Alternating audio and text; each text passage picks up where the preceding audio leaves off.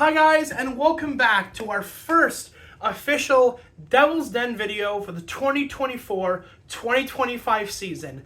The Devils are back! Ladies and gentlemen, we are 2-0. We complete the global series against Buffalo, taking both games in back-to-back days. We go 2-0 to open the season. Are the Devils back? So, first and foremost, if you're new, welcome to Devil's Den Hockey. We do videos for most, if not all, New Jersey Devils games, including off-season news, regular season, playoffs, all sorts of stuff. So, if you're new, please feel free to hit that subscribe button, as it is completely free and it helps the channel grow. So, let's jump into stuff. We have a lot to cover. So we have three topics that I kind of want to dig into today. We have the Devils' back-to-back win in the Global Series against Buffalo. We have the Dillon hit on, I believe it was Tuck Touche, I'm not sure how to pronounce his name, for Buffalo, as well as the Kevin Labanc PTO signing that I want to kind of go over. Those are our big three things. So, first and foremost, the Devils are officially back. They pick up 2 wins on back-to-back days against the Buffalo Sabres in their Global Series in Czechia. And this is the best I've seen them play, including all of last season. As we all know, last season was a little bit of an issue, you could say. But hey, new off-season pickups, guys like Dillon, Pesce, Cotter, all of them, except for Pesce, because he's still injured, are making immediate impacts on this New Jersey team, even in the first 2 games. So our first game in Buffalo, we win 4-1. Markstrom gets his first official game with the New Jersey Devils in regular season. Almost gets the shutout, if not for the third period. Buffalo does score a goal, but it doesn't matter. New Jersey comes in with the win, 4-1. I didn't get to watch the whole game. Unfortunately, when you work 8:45 until 4:30 in the afternoon, you don't get to watch a game that starts at 1 o'clock. But I digress. This team looks so good. With Sheldon Keefe as the freshly minted New Jersey Devils head coach, there is a spring in their step that I did not see at all last year. The system, between even just looking at Keefe's direction of the New Jersey Devils versus Lindy Ruff's system of play, is so much different. There is a vitality, a freshness, a crispness in the New Jersey steps. You're seeing guys, Lindy Ruff's system was very a slower, conservative, reserved style of play, which does tend to work with older guys, defensive guys, who are more centered on holding back, keeping the line, but that sort of style doesn't work in New Jersey. With Sheldon Keefe as the new head coach, you're seeing a guy who has worked for years now with the Toronto Maple Leafs, with a young, fast, speedy, fresh core of players, and that same vitality, that same on the rush, get creative, play with the puck, organize, do what you gotta do, put that puck in the net, is absolutely already working in the first 2 games against the Buffalo Sabres. I have not seen the level of creativity in guys like Bratt, in guys like Meyer, in guys like Cotter, in guys like Hughes, that I have not seen all of last year, and even the year prior to that. There's a sort of surge in energy with these guys. It's so nice to see after the absolute cluster that was last year's season. And I feel like there is a thing like, oh, we had a bad year last year. We're here to send a message about how good we're going to be this year. And like I said, these new pickups are already shining through. In game 1, Cotter got an empty net goal. Kovacevic already had 2 points. He had an assist and a primary goal. In today's game, Cotter got another goal. Meyer got a goal. Like, all of these, no Meyer's on a new pickup, but like, All of these guys that we're getting in the offseason are already making their presence known. And I want to highlight something before we get into the Dillon hit in today's game. I want to go over Dillon's defensive play because I think it's seriously worth talking about. He does this and it's really interesting. You'll see most guys, when they're defending a guy on the rush, they'll usually square up, body to the guy, and they'll try to like nudge them with the shoulder here or there. Dillon has a really interesting way of playing defense that I wanted to pick up.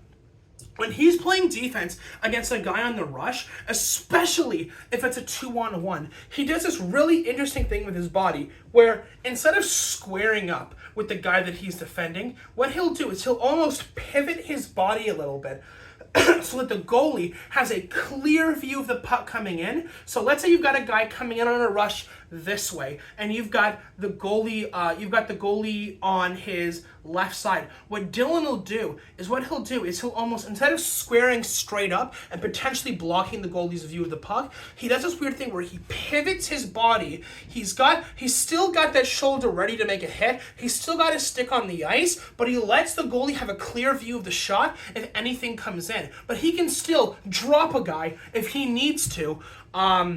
On the play. And a sign that I noticed a couple of times, because he was with that sort of pivot with the body as he's defending the rush or defending against an offensive player, he was able to block a couple of really good opportunities by Buffalo in today's game with either getting his butt out to block a shot or if he's able to get his leg back if he needs to sort of make a stretch play, anything like that. It's really interesting, and it's not something that I've seen from most NHL players that I've spent a number of years watching. So, on the topic of Dillon, we're going to move off of the games. I don't know what to tell you guys. The Devils look great so far. They look phenomenal so far. Allen and Markstrom has been fantastic. Markstrom played game 1. Allen played game 2. Defense looks great. Offense looks fresh with a new sort of revitalization in the forwards. So, let's move on from the games. 2-0. I want to talk about this Dillon hit. So, in today's game, Brendan Dillon made I'll say questionable hit on Alex Tuch, I'm not sure how to pronounce his name. Alex, last name Tuch, on the Buffalo Sabres. Now, to me, this hit looks bad. I'm not going to lie. I'm not a big fan of this hit. So Dillon, as Tuch, whatever his name is coming in on the rush. Dillon steps up on the guy, and again, doesn't do his traditional square up. He puts his leg out, and he's ready to ready to make the hit, and I go, okay, these guys are about relative size. And by the way, I double-checked this. These guys are literally an inch or two off each other, so they're relatively the same height. Dillon comes in. The guy comes in off, the Buffalo player comes in off the rush, and based on the, I think, 30 times I have now watched this hit, Dillon lunges upward. He doesn't lunge forward. He lunges upward and appears to clip the Buffalo player in the head while at the same time making full contact with the player's upper body or chest. It's a really weird hit, and I think it's a hit I kind of want to go over a little bit. So, as you guys know, for those who've been watching me, especially last year, I'm getting a lot more vocal about how I feel about hits to the head in the NHL. I do not believe that the NHL player safety, as well as the NHL in terms of its rules and the way that it punishes offenders for hits to the head, I do not believe go far enough. And I think that we are getting to the point now in the league as a culture, I think we're getting to the point where I don't think the league cares about headshots all that much. Even the preseason with guys like from Montreal, I don't know how to pronounce his name, Zakaj, I don't know how to pronounce his name, who clearly decimated a guy and jumped a guy from behind and started punching him in the back of the skull. I think with the Dillon hit, this is really odd. So this is sort of the facts as I see them. 1, Brendan Dillon absolutely makes contact with the head. Number 2, again, this is just the facts as I see them. Number 1, he absolutely makes contact with the Buffalo player's head. Number 2, he does lunge upward, so it speaks to I don't want to say intent, but it's certainly, if he's going for the upper body, I think he lunges forward. You wouldn't lunge upward to hit a guy in the chest. You'd lunge upward if you're aiming for the head. Number 3, I don't necessarily think this was a malevolent hit. I don't think it was intentional. I don't think he was like headhunting, for example. And number 3, I don't believe that Dillon leaves his feet until after the contact with the Buffalo player is made. So he hits them, and as they hit, there's that jostling as both of them kind of jump back after the hit. The Buffalo player goes down, his head whips back, and again, this is the last fact I will say, and I have reviewed this. I have gone over it at least 30 times on review. I've slowed the play down. I've tried to look at it at different angles. It does not appear that the Buffalo Sabres player's head makes contact with the ice when it whips back like that. If this guy ends up with a concussion, it will be, in my opinion, crystal clear that Dillon makes contact with the head. Okay? So the question is, if there is head contact, what should we do with Dillon? Now, the referees initially called it a penalty for interference. They reviewed the play and decided not to give him a game misconduct or a match penalty. Instead, sided with the lower charge and gave him an interference and then a fighting penalty after that, because there was a fight after the initial hit. Now, here's the other thing that I think is important to take into account here. Brendan Dillon has a history of being suspended from the game for hits to the head. A number of years back, he was suspended 3 games for an illegal check to the head to Noel Acciari from Pittsburgh. He used to play with Toronto, where he hit him square in the head. And he didn't even make contact with the chest. He only went for the head, and he was given a 3-game suspension for that. So, what does this mean? It means that Dillon has a history of aiming for the head and making illegal checks to the head, which, and I'll be fair, because I'm New Jersey and I'm trying to remain as unbiased as I possibly can, means that this kind of player has a history of making contact with the head, or at least aiming for the head in previous times. So, what does that mean in terms of my total view of this hit and of Brendan Dillon? Well, first of all, I think that Brendan Dillon, in my opinion, is very lucky that he did not receive a game misconduct. Although, on the other side of the argument, I can see why it's a little bit more gray, because it doesn't appear that he's maliciously intending to hit the guy in the head like a Trouba or a Rempe, right, who specifically aim for the head. They don't even attempt to make the check on the body. I think that Keith needs to pull Dillon aside and go, hey, you're a big guy, you're a big hitter. You want to crush a guy with an absolute clean hit? You want to slam him into the boards? You want to take him down on open ice? Be my guest. But Dillon has to be careful about checks that could be perceived as, or intentionally otherwise, in other ways, making contact with the head. This is a big thing that I think needs to be discussed with him to ensure that this doesn't happen again. If it does happen again, and Dillon is penalized or makes a hit that does make contact with the head, I am going to be far less lenient. Okay? You do your hit. I think it made contact with the head. I think that is a fact of the matter. I'm going to also post a video of the hit to let you guys decide. If you guys want to take a look at it and give me your thoughts on the hit, be my guest, disagree or agree. But yeah, that's sort of my take. If he does this again, I'm going to be far less lenient. It's going to be, okay, you're gone. You're out of here. Get him off my team.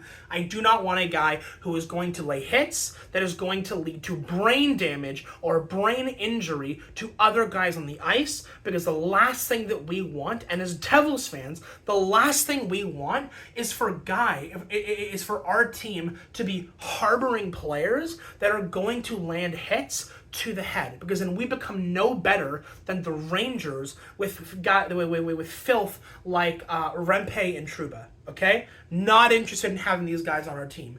I like Dillon because he's a big hitter, he's a big dude, he sits guys down, but it's got to remain without the head. It has to. So moving on from that topic, on a little bit of lighter news. Labanc is a New Jersey Devil that played with, I should not quite, but we'll get there. Kevin Labanc is a player that New Jersey Devils signed to basically a tryout contract. Hey, you're going to play games with us in the preseason. We're going to watch you play in the preseason, and we're going to make an evaluation of whether we want to add you to the team or not. So Kevin Labanc scored, I believe, 6 goals in 4 games in the preseason, arguably one of, if not the best preseason player that New Jersey had the entirety of its preseason schedule. He recently signed a contract with the Columbus Blue Jackets for, I want to say it was league minimum at $850,000, or it was either 1.1, it was like $1 million or a $1.1 million contract, 1 year with the Columbus Blue Jackets. Now, according to the news reporting that I've seen, it seems like New Jersey did offer him that contract, but he decided he wanted to go to Columbus instead of New Jersey. Johnny Gaudreau, anyone? And I think I know the reason why. The New Jersey Devils right now, I think, are too stacked with players. There's so many guys we brought in from the offseason, as well as guys that are still coming in off of injuries that still have not joined the team, like Pesce, like Luke Hughes, who I feel like with another guy on our roster, it feels like it's starting to become too crammed, and I think you're going to see guys like Labanc take contracts with other teams because they don't see the same opportunity that they're going to get on other teams who have a lot more room for them on the roster and a lot more potentially NHL level playing time that I think he's going to get on New Jersey. Our third and fourth line, I think, is probably the best that I've seen it in at least 5 or 6 years. I think the addition of Paul Cotter is a massive upgrade on Holtz. At least the way that he's playing so far has been phenomenal. Guy is hungrier than I've seen most New Jersey Devils players in years. But yeah, I just don't think that Labanc would have had the same opportunities in New Jersey because of how crammed our roster is than he would have had in Columbus. And you know what? I think that's fair.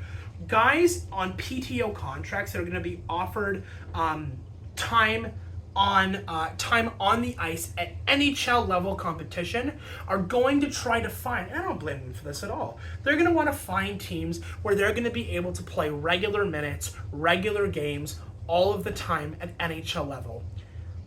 And I just don't think Labanc was going to get that in New Jersey, and I totally understand why he decided that he was going to go sign off with Columbus. And you know what? I wish him well. I hope he crushes it in Columbus because the guy is phenomenal and was absolutely outstanding. Even putting goals past guys like Vezina candidate Igor Shesterkin in the preseason. Guy was phenomenal.